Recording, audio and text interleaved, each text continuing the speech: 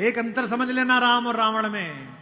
राम के पास जो है वो पर्याप्त है और रावण को जो प्राप्त है वो पर्याप्त नहीं है।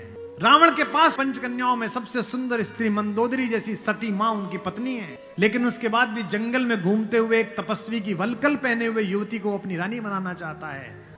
लेकिन युद्ध के आखिरी दिन जब रावण पड़ा हुआ है, नीचे निश्चेष्ट उसका शव पड़ा हुआ है, तो मंदोदरी ने विलाप करने के बाद पूछा, वो कहां गया जिसने इसे मारा? और रघुवंशी राम उदास एक पत्थर पर बैठे हुए कि इतना रक्तपात क्यों हुआ। मंदोदरी गई, पीछे से पहुंची। चिंताग्रस्त राम ने अचानक एक स्त्री की छाया देखी जो पैर के आसपास आ रही है।